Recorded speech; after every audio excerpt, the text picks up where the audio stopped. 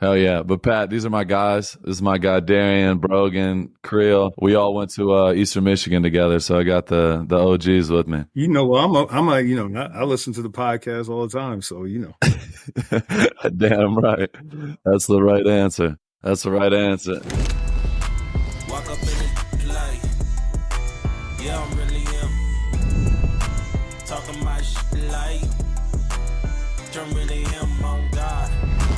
Walk up in it like, yeah, I'm really am. Talking my shit like, I'm really am. All right, y'all. Welcome back to The Rush. It is your boy, Maxx Crosby, and today we have a very special guest, the pride of Crosby High School, the greatest high school ever invented. Yale Bulldog, the handsome Dan, the man with the plan, Patrick Graham. We appreciate you for coming on, brother. Come on. Oh yes, yeah. Built out the bars. Bars. Stop playing with me. That's like one of those introductions when you do like the podcast. I mean, I'm like, hey, I gotta have that recorded for me. Hey, you feel me? That's got to be your ringtone. 100. Bring them back. Exactly. All right, Coach. So we're gonna get this popping off. I just kind of wanted to open up a little bit on your background. So we did a ton of research. We're looking through. I mean, you've been all over the place. I saw you had a little Maxx stint in there. I seen a little Toledo Rocket in there, but we'll get to that later. But so kind of, what was your first NFL opportunity, and how did that come about? First off, thanks for having me, you guys. I appreciate it. You guys do a great job. The first one NFL job was with the New England Patriots, and that came about because I was GA'd at Notre Dame with Charlie Weiss, and I left Notre Dame to go be the D-line coach at Toledo for a month. So my Maxx stint was only for a month. And I did see that. That's normally how it goes in the Mac. Yeah. And so Coach Weiss told me about an opportunity at New England, and a guy that I GA'd with at Notre Dame, he was at New England as the tight ends coach, and they called me and I interviewed, and I ended up getting the job. I interviewed to be an offensive quality control because I was trying to go back to offense. And I got the job, and my first day I got there, Bill moves me back to defense, and I said, okay. So that's how I got there. I love it. I love it. Yeah. So, okay. That makes a lot more sense. The Charlie Weiss connection. I know he was in New England as well for a long time and doing his deal. So, me and you have had these conversations as well, but, being around the Patriot, everyone says the Patriot way for a long time. How has it been? Because I've seen it personally, seeing you mold into your own version of yourself. You take things from a lot of people, a lot of coaches, a lot of mentors. How has that transition been, kind of just coming into your own? Because I've seen it myself, going from year one to now. It's like, you've evolved in a ton of ways. So kind of what's been your mentality in that department? Really, it's if you always ask me, like, what's the greatest lesson I learned from Bill? I mean, let me say Coach Belichick, in terms of obviously I learned a lot of football from him, learned a lot about organization, game planning, and things of that nature. And the thing is, I've gotten older, and the things that I realized that in my opinion, was one of the best things he did. He was a great listener. Yeah. Like most good leaders are great listeners. And I think that when I went back after that first year we were here, and myself, Josh, when we talked about what we need to do better, talking to you, Maxx, I realized I had to do a better job listening. I had to do a better job listening. One to the coach's input, one with the players' input. And it was really when I went through that process between me, you, Josh, and other coaches that were here, I was like, man, I always say that's the number one thing that Bill did. He was a great listener. And I had to revisit that and really commit to it. And I think it helped me in terms of being able to communicate better, finding ways to communicate and get the message across, and, build the relationships that I need to build, on our team and on our staff.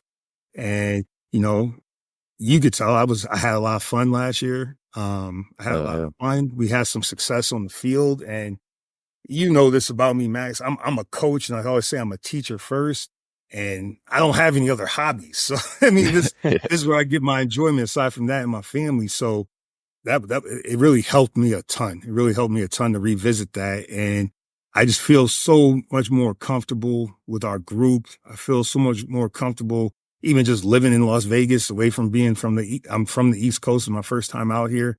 And we have a lot of fun, but we put the work in. We put the work in, and we're honest with one another. And in order to be able to do that, and we trust one another, in order to be able to do that, you got to communicate. So that's really where I think we dove into that part of it. Just even with our correspondence, we have either every other day, but we don't go more than 4 or 5 days without a text or something to each other. So, I mean, that's what it's been good. No, 100%. I think it's, you're spot on with that. And it's super important. Like when you first get a new coach and things like that, you're trying to, you guys are trying to set the tone and the standard, and this is what I'm looking for, but it's got to go both ways. And I think that's something that's been so dope. Like over these 3 years, going into our third year now, this is the first time I've ever had a coach or a D coordinator, a D line coach for more than 2 years since I've been in the league or been in college. Like I'm used to so much change. And I think that, having our group, like we've all played together and been around each other for a long time. And I think it's super important. And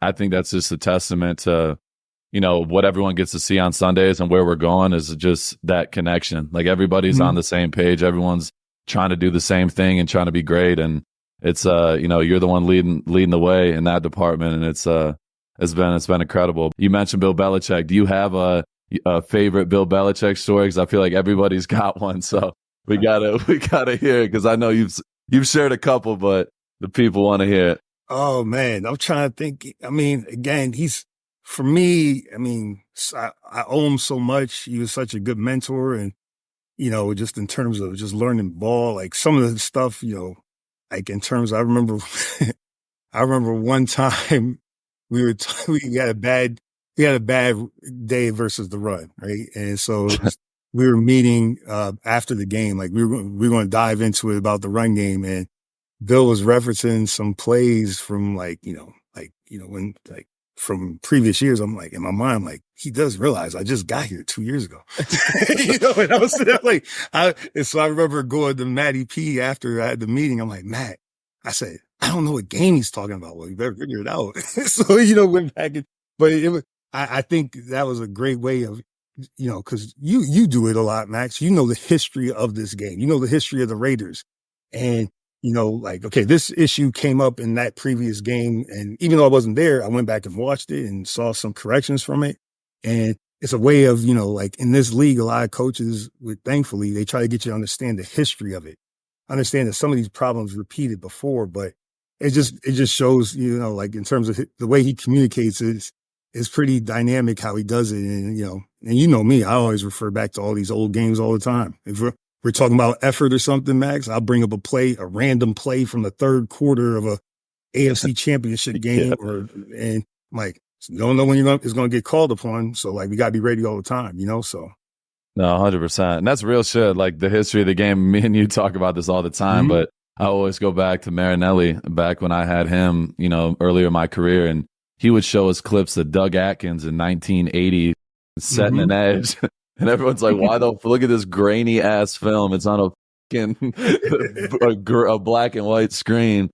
But it's plays like that. Like you said, like you've been in the Super Bowl, and every time you bring that up, you're like, that's what I want for y'all.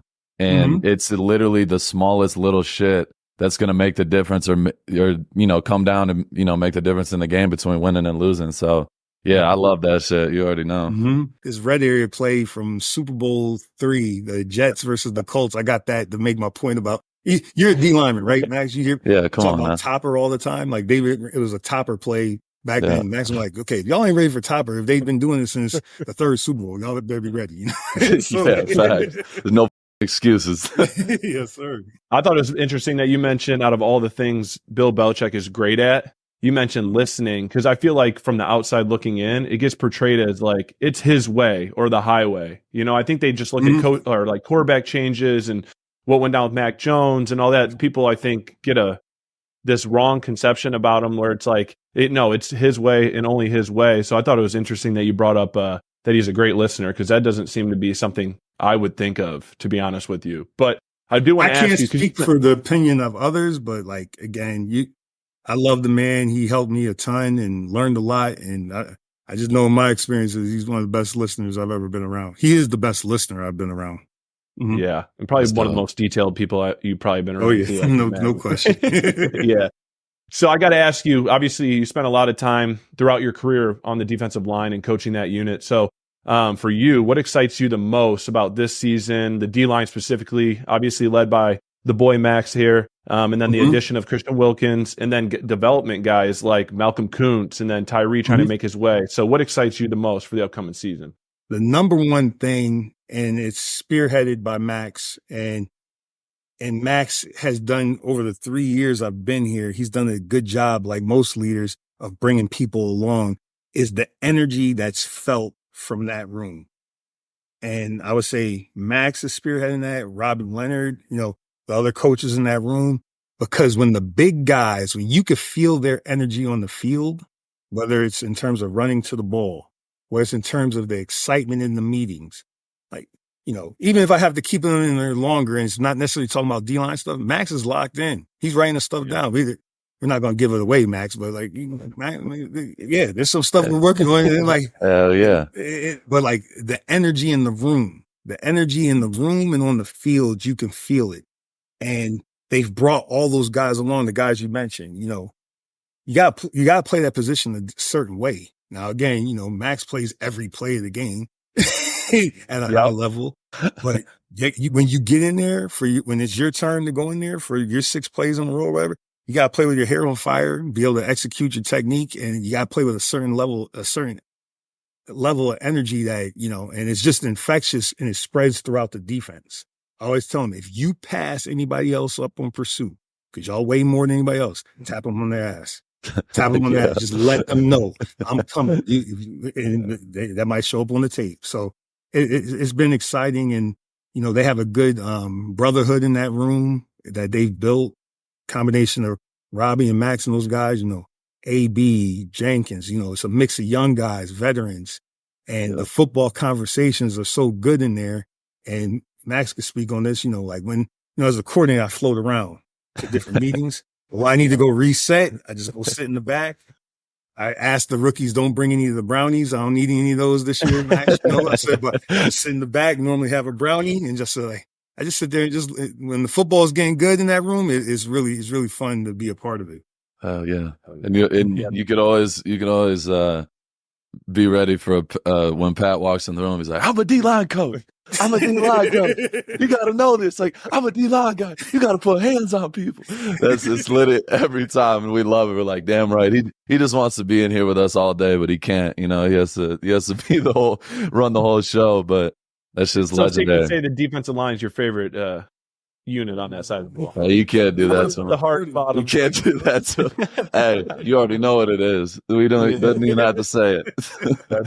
And you mentioned, Coach, obviously, you got bigger name players in that room with you or even on that side of the ball with you. So I'm just curious, as a coach, how do you go about coaching these high-level, all-pro, superstar players? Like, do you approach them in a different way as you would obviously a rookie, yes, but some other normal veteran in the league? Like, just your experience and how you've learned to communicate with those type of players throughout your career. It was definitely a learning process for me, transitioning from college to the pros, going from, I was at New England for 7 years, going to the Giants, Miami, Green.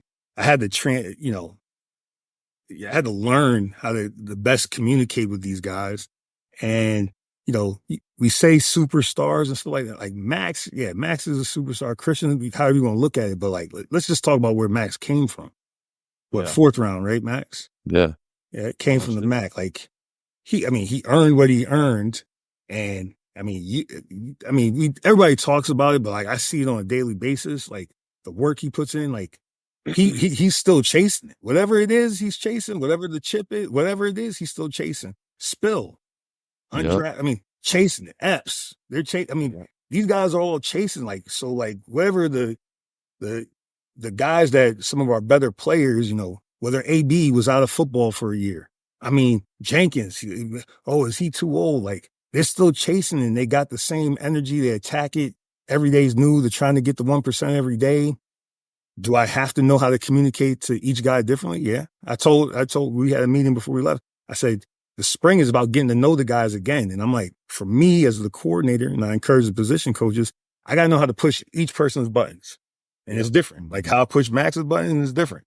I push Christian's button is different. You know, talking to Spill or Diablo is different, but that comes with, you know, experience, being willing to listen. And again, thankfully, and you know, Maxx lived through it. I've done a better job of that. I had to learn a lesson on how to do it better. So yeah, I mean, I treat them all fairly, but you gotta be willing to talk to them differently and figure out different ways to push them. Getting to know each and every player, is that just through practice and through camp, or is that more so on an individual basis that you take time and sit with each guy to get to know on a, you know, personal level? How do you go like about that? I think, again, that was one of the hardest things for me to learn because I was mostly a D-line coach. So we get extra meeting time. They leave us alone in the spring, like we're over in our playground area all the time. Like, so it was easy to get to know the D-line because you really spent a lot of time with them. So now you transition to coordinator and you're trying to build these relationships, but I got other stuff to do. Sure. And, you know, then, again, because I'm older, like I'm not a big texter necessarily, or I don't have Instagram, I don't have Twitter and all that stuff Pick like up that. the phone and call them, huh? Yeah, you know, but you got to figure ways to reach out. So like, I know how me and Maxx talk to each other, communicate, and we don't have to share that, but like, how we communicate through stuff. Oh yeah. Some guys I just meet them down in the cafeteria. Like, and I'm down there talking to them there. Some guys, when I walk to the weight room, I just happen to talk to them at the weight room. Some guys at practice, when there's a special teams period or whatever, I'm standing next to them. So I had to learn how to touch the different groups. And it's not going to be the same as it was when I was a position coach, but you have to learn it. And thankfully, you know, I'm going into my 6th year coordinating. You know, I think I have some pretty good tactics to do that. But it all starts with listening. Because I might have been trying to do that the first year of basketball. I wasn't doing a good job of it. Hey, that's in the past. That's in the past. Hey, and on some real shit, like, I know we joke about it, but like, I feel like no matter whatever, if you're in business, if you're a player, if you're a coach, whatever you're in, like, those moments happen for a reason. And like when you look back, it's like the best thing that ever happened to you, because I know like my 2nd year, I felt the same way. Like I just got sober. I'm coming out of rehab. I'm going into the season. I wasn't meal prepping. I was like trying to fill that hole. And I just like, I felt like the worst version of myself as a player in that year. And I told myself after that 2nd year, I was like, I'll never go back to that. I signed a deal with myself. Like, I'm never going back to that. So I feel like everyone has that come to Jesus moment with yourself where you really got to look internally, and that's where you make that shift. And like you said, you're still getting better and you're still hungry and you get like growing on a daily basis. That's where that comes from. So I got to give you a ton of credit for that, because it's not me, it's not anybody else. You do that shit yourself, and it's been awesome to see. We talked about it, Maxx, right? It's about the mental toughness, because when you decide to make a change, like after the first year, when Josh, myself, we sat down and talked, and he gave me a lot of guidance on that, Josh McDaniels, and then talking to Maxx. Okay, I'm going to change this, because I'm sure back you're like, okay, let's see. You know, like, yeah, let's see. For sure. And then and it wasn't easy. It was, I had to do something different. Just like Maxx, you had to do something different. And now he had the mental toughness to see it through. And, you know, with the support of guys like you, I had the support of Josh, AP, you know, Simo, all those guys, the support of those guys, Chris Ash, those guys all helped me, and we got it done. And it's just, you know, especially when you see the results of it, you know, is fulfilling. And, you know, and then just keep finding different ways to improve every day and each year. And that's what we're trying. That's what we're in the process of doing now. Hell yeah. Summer is here, which means both endless MLB games and WNBA games for these next few months. And there's no place better to get your tickets than Game Time. Game Time has an amazing selection and wide variety of summer concerts that you can score tickets for. What I like about the Game Time app is their killer last-minute deals. All-in pricing with no surprise fees at checkout. Purchase is covered by the most flexible customer service policy in the ticket industry. They also have flash deals and zone deals where you can save even more by letting Game Time choose the best seats in your selected section. Plus, Game Time has this incredible low price guarantee. If you find a lower price, they'll credit you 110% of the difference. They even offer ticket coverage with the most flexible customer service policy in the ticket industry. This means you can buy with confidence, knowing you're covered no matter what. Download Game Time today. Last minute tickets, lowest price, guaranteed. Take the guesswork out of buying concert tickets with Game Time. Download the Game Time app, create an account, and use the code RUSH for 20% off your first purchase. Terms apply. Again, create an account, and redeem code RUSH for $20 off. I'm curious, Max, real quick. For you, what was the biggest adjustment coming from like position coach to being a coordinator? And then on like a personal level, was there any part of you that was like, I don't want to say fearful of stepping into that role, but maybe like felt overwhelmed? And like, how'd you kind of overcome those emotions and becoming a great D coordinator like you have been? Any fear of it? No, because, all as position coach, we all want to be the coach. I got all the answers. I'm like, we're ready. We're jumping to do that, And then you get in that chair and you're like, oh, shit. The biggest adjustment, and I did not anticipate this at all. It's not like, okay, you're in charge of all these people. I was D-line, you got to worry about cut. It wasn't that. I was always in my thoughts all the time. Like, I'm down in the calf and I'm just, the first year, because now I'm able to compartmentalize it a little bit more. But when you're in charge of the whole thing and it's your first time, like you're constantly in your thoughts. What if they get in 3x1? What if it's 2x2? What if it's back at home? What if it's pistol? Like just when you have those moments of being still, and sometimes you're not in the moment. Like my mind was racing all the time. I was having a hard time sleeping. I wasn't present when I was home. That's why I decided to live at least a half an hour away from the facility, so I could, by the time I got drive home, kids, I could decompress and just be able to be with the kids. But that caught me off guard. I was not present on vacation. I wasn't present. When I was in the cafeteria, I wasn't present.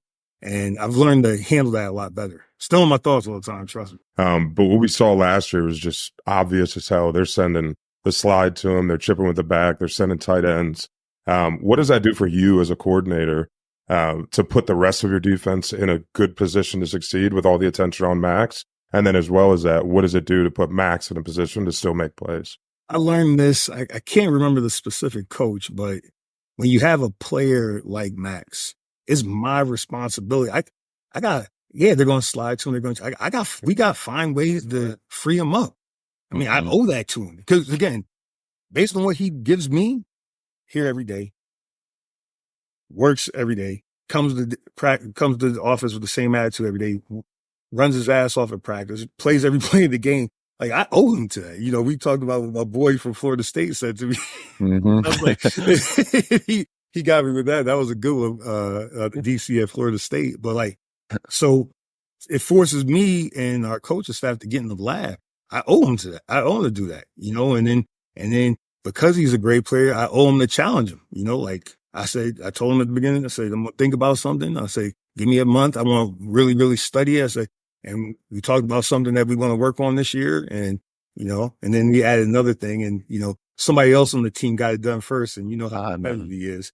Oh, I was like, that motherfucker. That motherfucker. Hey, no, hey, we don't even have to talk about details, but you already know.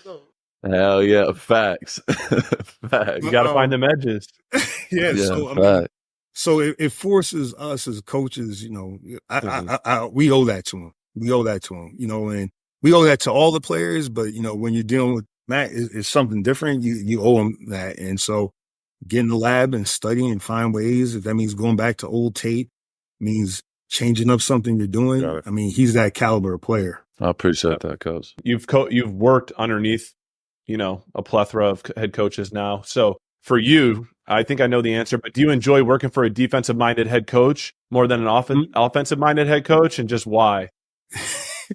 Well, put him on the spot. You gotta understand. I just feel like it's easy for you guys to relate, on a different level sometimes, or they might understand the struggles or even the things that you're going through as a coordinator a little bit more as opposed to the other side of the ball. Well, the two defensive head coaches I worked with at some point before they became the head coach, I worked with them. Brian Flores at Miami, that we were office mates. Our kids, same age, they hang out. That's my dude. AP. I was learning from him when he was, for some reason, this corny dude from Waterbury, Connecticut, who was a Yale dork. I'm friends with Jesse Armstead, Pepper Johnson, and Antonio Pierce. I don't know how that happened, but that's what, So it's those relationships there. And then, the head coach, when the head coach is an offensive coach, you learn so much. Josh was really instrumental in terms of where we've gone with, whether, different parts of our defense in terms of the check system, like, because he was able to give me that insight from offense perspective. Yep. Do this will be a little bit more challenging for the offense. There's a ton of help there, but so I can't say it's either or, but just the two situations. And then Joe Judge, when I was with the Giants, that was like, he was a QC when I was a QC. We were all QCs together. So I would say the guys that weren't offensive head coaches, I spent a lot of time because we were in the same role basically, Right. But there's merit with both, the offensive head coaches I've worked for when I was a position coach. You learn a lot from them guys if you're willing to listen and you're paying attention to their coaching points. If I'm not wrong, you're the one that brought in AP to the Raiders. And a lot of people don't even know that. What did you see in him that you thought would be a great fit on your defensive staff? Again, for a cornball like myself, it's always cool to hang out with Giant captains. So I've been lucky. Pepper, John, I'm just lucky, man. Like Pep taught me a lot. Jesse taught me a lot with the Giants, and I guess try to get AP. But seriously, it was when I was working under Spags at the Giants, and AP came in as an intern. I'm trying to get all the titles right.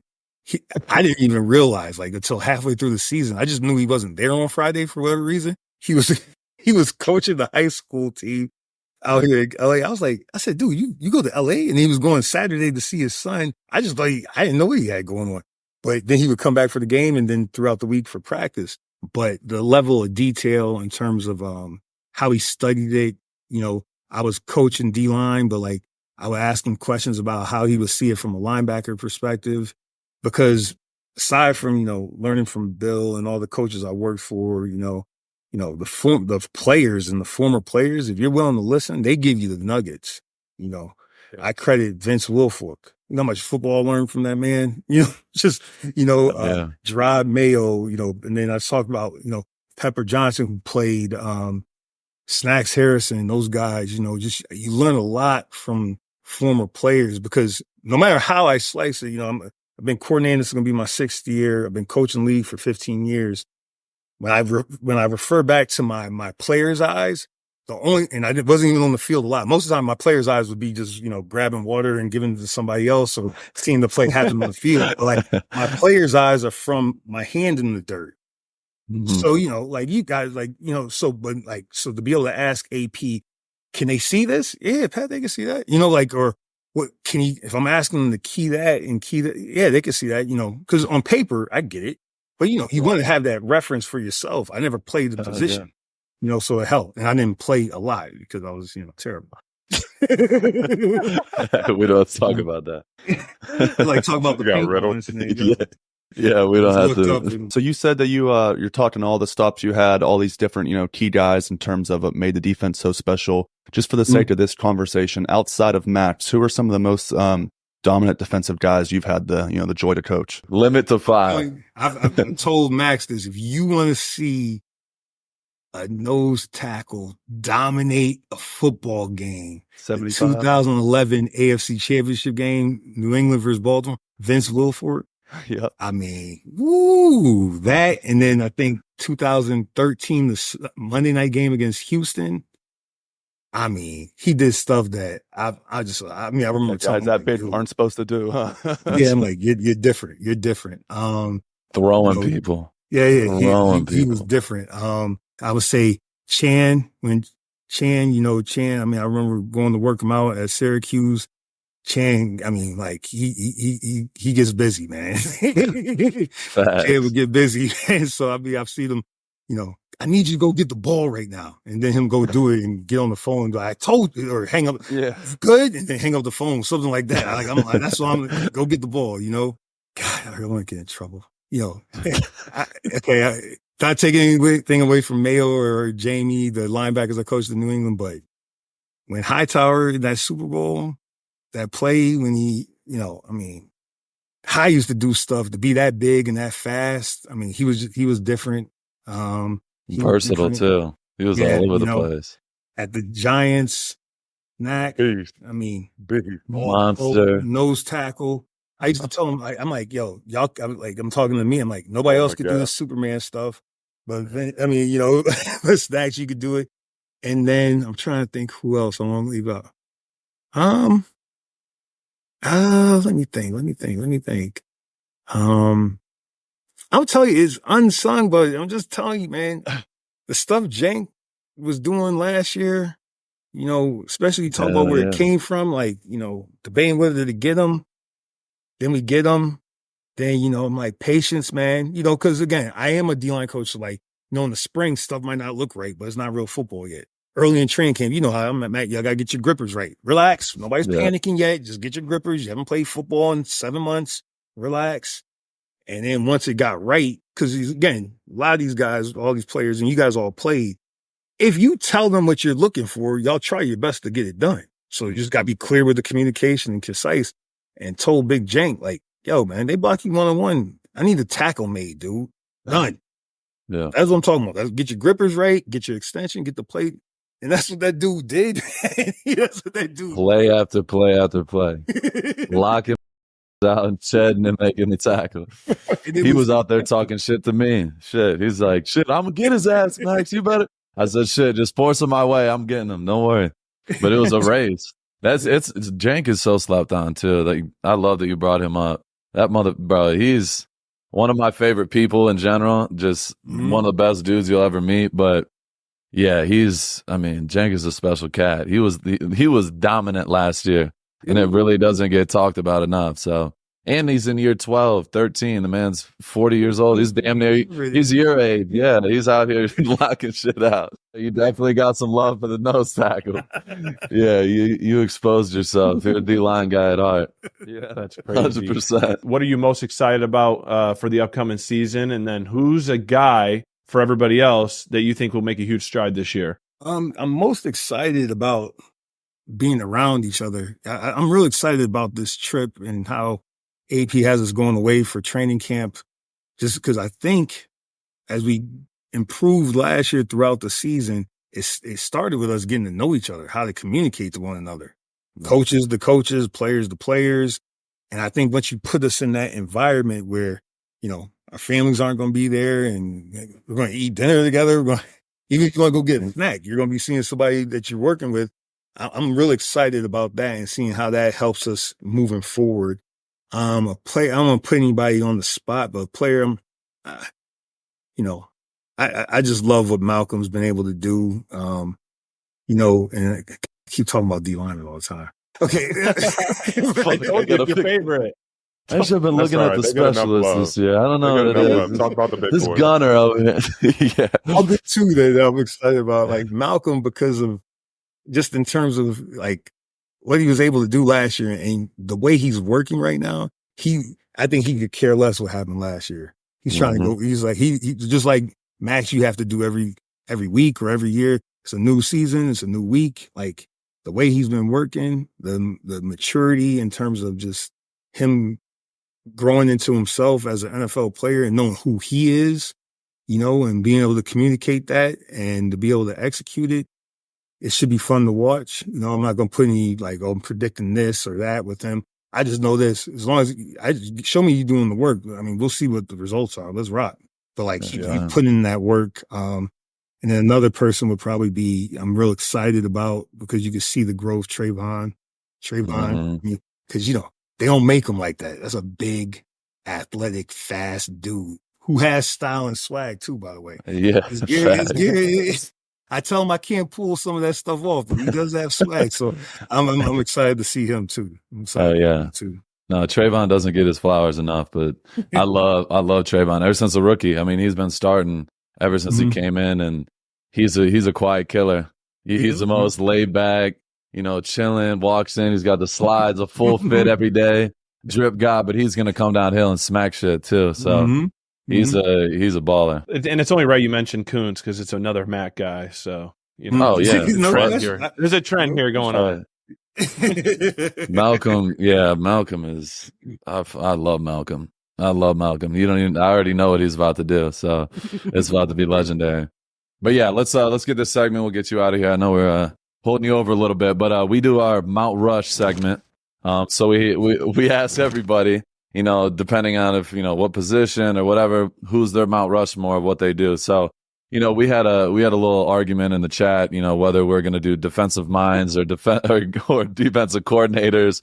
But we're going to just say defensive minds out of the sake for Brogan because we don't want him upset over there. So we're going to say, Coach, who is your Mount Rushmore of defensive minds all time in an NFL? Oh, all time. You got 4. There's no honorable mentions, nothing. 4. We need nitty gritty down to it. I grew up a Bears fan, and you know, his son's on our staff, so you know, we gotta go right there. We gotta start there. 85 Bears, Buddy Ryan. We gotta start. Buddy Ryan. Again, Yeah. That's again. This is just my opinion. People don't kill me. All that matters. This is your interview, damn it. Own it. The man I learned a lot from, you know, just Bill Belichick. Some of those game plans when you go back through it, amazing. You know, just the detail and just the simplicity of it. Take this away and we'll win the game. I mean, like ridiculous there. He makes people see ghosts. Yeah. You know, that, or just take away the top guy, you know, like just they're not going to beat us this way. I don't care. They beat one double. Tip their hat, but like take the guy away. Then I got somebody I worked for, another person I worked for, because what's he got? 4 or 5 of those things. I mean, they're in our division, and you know, but like Spags is the real deal. Man. Yeah, I learned a lot from that man. I mean, Spags is the real. Yeah, we were Again, that's just me. I mean, like Spags is the real deal. Pressure, coverage, organization, detail. People account like Spags is the real deal. And then the 4th one, oh man, Buddy Ryan, Bill, you know, I'm gonna put Marv up there, and he's on the staff too. I mean, yeah. 3 of the 4 I've worked with, and then the 4th guy I worked with his son. So I mean, again, corny dude from Waterbury, Connecticut. There's a dork from Creel. I mean, good life right now, man. Hey, that's a solid list. Absolutely. Hell yeah. Let's get our boy Creel on the Keepin' It Creel segment here. All right, Coach, just real quick, it's either going to be a this and or a that. So in terms of grew up outside of Chicago, spent a lot of time in New York, New England region. Who has the best pizza? Connecticut, by far. It's factual. Factual. Yeah. Connecticut pizza? I never heard of that. There's no discussion. Whatever. I'm like, I love you guys, but like, I'm not discussing it. No, he's dead serious. He's actually pissed right now. I'm not discussing it. There's no discussion. He's tired of Connecticut being slept on. This is the one thing he is going to die for. That's right. I appreciate that. I love it. Who's more of a shit talker, Maxx or Christian? Only, I mean, I haven't been around Christian in a long time, but you know, yeah, I'm gonna guess Christian, man. Because I mean, that was when he was a rookie. I'm gonna go with Christian, Max. You're gonna see. I think I'll go. No, I love it. I love it. Now being on the West Coast, spending the majority of your time on the East Coast, what do you prefer, East Coast versus the West Coast? The time change thing is hard, man. You know, everybody's over there. That's a hard thing. I'm gonna say, God, prefer right now. I got where my feet are at. You know, Max. We talk about all the time. I gotta be present. Where my feet are at, right here. You know, West side. West Coast. Do you think the Super Bowl should be played inside versus outside? The only request I wish I would have, and I don't know if you guys ever been there. In my opinion, I think it should be played at the Rose Bowl every year because that's the most beautiful football stadium in the world. Amen. When I was at Notre Dame, we played UCLA there, and I remember coming back, and I remember when I got to Patriots and talking to Pep about it, I'm like, shouldn't they play there every year? It's so gorgeous, man. I've never been there either, but everybody says that. Everybody says that. And it looks so beautiful on TV. Like, oh my God. It's the only, like, I don't watch a lot of college football, but like, I make a point to watch the Rose Bowl every year. I mean, it could be, you know, whoever versus whoever I'm watching. It's, you know, so I would say outside, but the Rose Bowl is like, it's the most beautiful football stadium I've been to. Cool. All right. Aside from Allegiant, of course, you know, I gotta go. Yeah. All right, last one. So say they both result in like a win, but what would you be more proud of? Your defense getting 2 defensive touchdowns or pitching a shutout? I love it when we take it away from them. When you're scoring. Take the ball. Yeah, take the ball. The shutout was beautiful. Don't get me wrong. but Yeah. take the ball away and then It's like demoralizing, right? Yeah. now it would have to be 2 D linemen scoring. We saw that last year. Here we go. Yeah, right. Yeah, right. We got a little bit of rush now, so the Condor Cartel Amen. submits some questions. We got 4 of them here today. So first one's coming from NS Rogue 9. If you could pick a former Raider legend to be on the current team, who would it be and why? Easy. Corner, long, ball gets the ball, takes the ball away from the quarterback. You could blitz him, you could cover him, flexibility, and he's a cool dude. Yeah. Money. Would, yep. Yeah. All right. that's- A that's a Bonilla great answer. _ all day says, what's the most historic memory you have regarding the Raiders organization?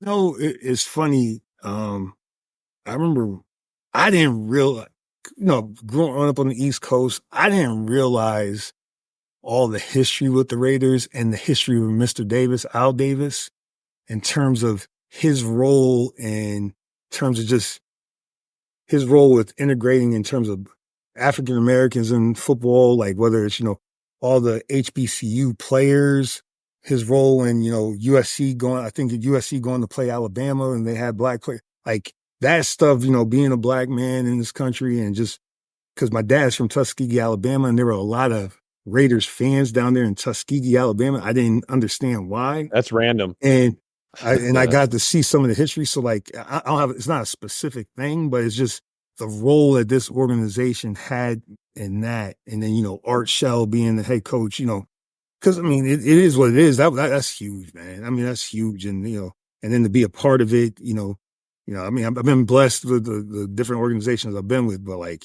again, cornball from Waterbury, nerd, and I coached at New England, Miami Dolphins, Packers, the Raiders. I mean, like, come on, man. It's pretty cool.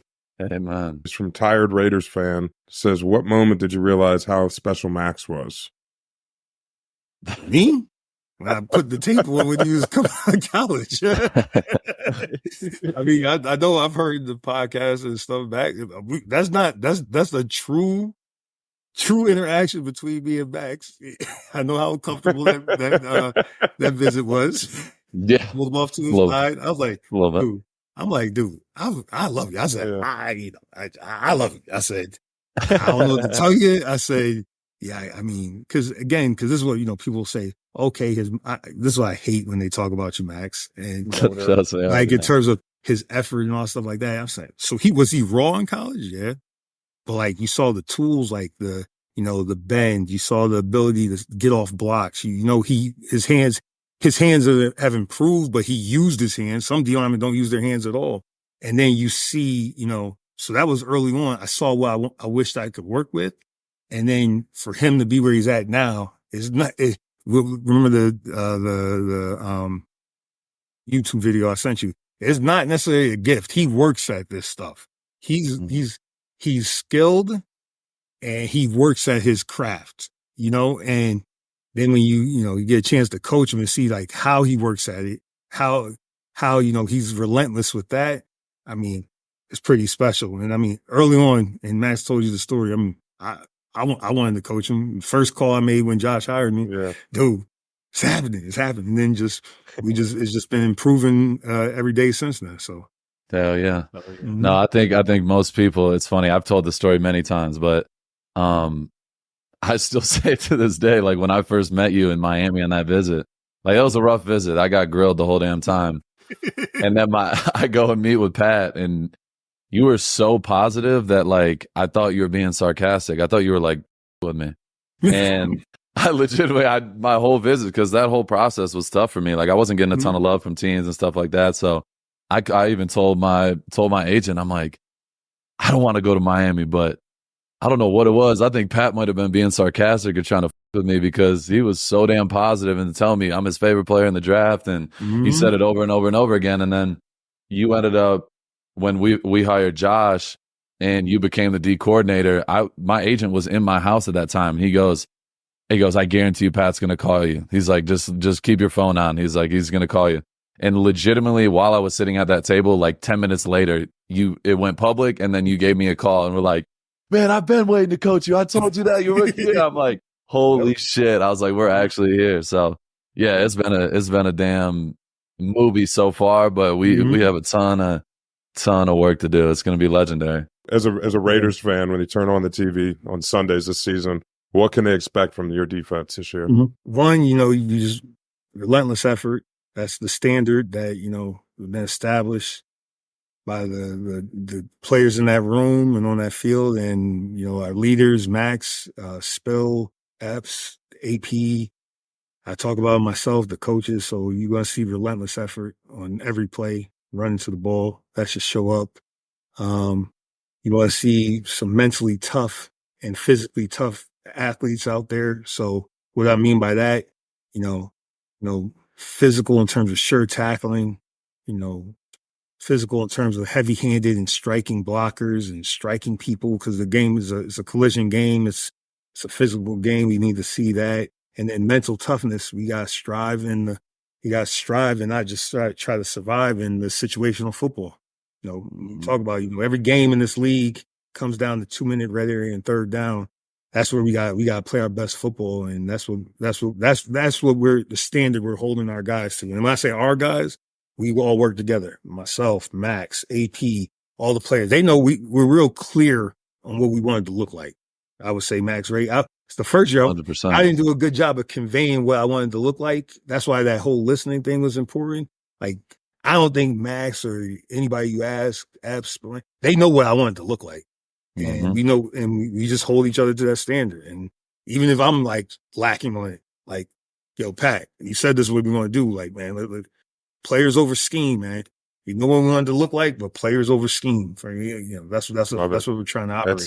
That's all we got for the Rushmore. Well, yeah, Coach, we're gonna wrap this up. We appreciate you. Went a little bit over, but I can't wait. It's almost that time. I'm gonna see you tomorrow morning, and I'm gonna be. You already know what time it is with that energy check, so you better be fucking ready in the morning, because I'm on everybody's ass. You already know. But I appreciate you, Coach, spending some time with us, and I love you, so I appreciate you, Coach. Walk up in the light. Yeah, I'm really him.